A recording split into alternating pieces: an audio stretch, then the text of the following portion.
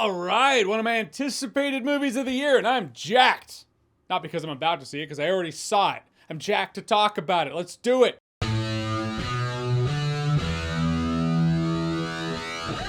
So F1 stars Brad Pitt, directed by Joseph Kosinski, most notably directed Top Gun Maverick. I say most notably because the concept was, at least when I saw the trailer for this, was if he can give us that in the cockpit, visceral, intense feeling he gave us in the jets, like in the fighter jets, Top Gun Maverick, but now in race cars, I'm in. And yeah, he does.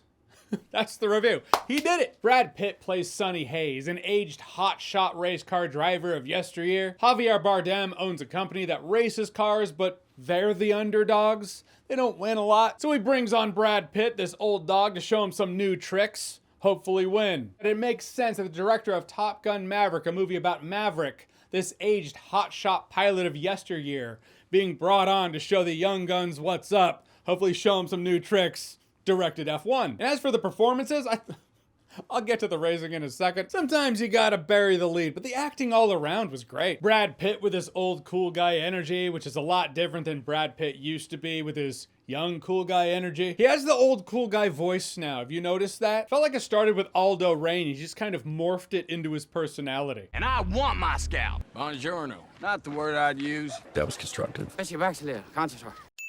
Kerry Condon, Javier Bardem, both as solid as we know them to be. Who really surprised me, or at the very least, I was surprised how the movie illustrated his character, is Damson Idris. He plays the young racer, and you think you know how this is gonna go down. Brad Pitt's the old seasoned racer. This guy's the young hotshot, so Brad Pitt's gonna show him what's up. Kind of? More layered than that, though. They do such a good job in the intro of this movie showing you exactly who Brad Pitt is and why we're rooting for him. He doesn't race for the money or the glory. He races for the love of racing. Whether you're rooting for him for that or rooting for this guy to get the shot he never had, we're rooting for him. But I was surprised how well this movie showed the perspective of Damson Idris's character, JP. Joshua Pierce. He's this young racer for a company that doesn't win races. Of course he feels like his job's in jeopardy because they brought on Brad Pitt's character. But you understand that perspective. It's not like you have protagonist and antagonist. What you have are two protagonists who need to learn to work together. Still kind of sounds like, as I say it out loud, 100 other movies you might have felt like you've seen, but I feel like that's the magic of Joseph Kosinski. I think that's apparently what he's good at, or what he's become good at. Taking a fundamental character story that feels classic, injecting it with new energy to make it feel rejuvenated and alive, and giving you some damn good summer blockbuster fun. How are the races? They're amazing. They're intense, they're visceral. The hope and the goal was achieved here. Put multiple cameras on the cockpit so they got multiple camera angles and make the audience feel like they are on the track. Achieved. Mischief managed. Like Top Gun Maverick before it, you do see that there's no substitute for the real thing. There is one weird scene of CGI. It's just with people walking. It's not even one of the races. I was like, that looks more CGI than anything else in the movie, to the point of it feeling out of place. Probably would have been okay to just cut that shot out so I can say, hey, it didn't feel like there was any green screen in the movie whatsoever. And maybe it was the camera angle was wrong, the depth of field wasn't right to where it looked green screen, maybe it wasn't, but I'm just saying that looked very green screen. Possible that's a testament to how real the rest of the movie feels.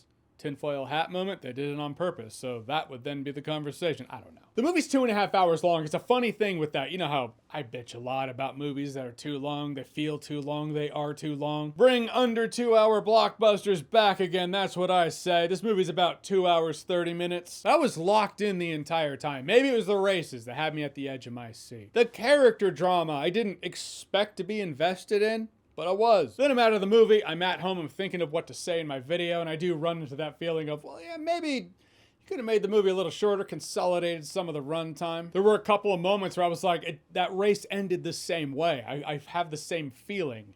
Feels a little redundant, but you don't hit it until later. When you're in the theater, you're just in it to win it. It doesn't change the fact the movie is an absolute blast. And for the record, I do think Hollywood should help save movie theaters by giving them better shit to show on their screens. My point being, F1 is that. It's the better shit. It's not often these days. And let's face it, fewer and farther between, I walk out of a movie theater going, that It's why I look forward to movies. But for me, F1 was a pretty solid example. It's a story of tough love, mentorship, redemption, teamwork, which also implies sacrifice, with intense races, solid momentum, character drama I didn't expect but was invested in. I also appreciate the racing to drama ratio. Sometimes you go into a racing movie and what you get is a racing movie. You're like, yeah, a couple races. If they're going to do that, the character drama better be good. If it is, great. F1 knows the races are why you are there. To feel like you're there on the racetrack, in the cockpit, in the driver's seat. To feel the intensity very few have been able to feel before. With enough character drama to give weight to the races. And yeah, F1 is awesome-tacular. Alright, so F1, have you seen it? What did you think about it? Comes out next weekend though. Or in the meantime, what's your favorite racing movie? Whatever it is, whatever you think, comment below, let me know. And as always, if you like what you've seen here and you want to see more, click right here to see more.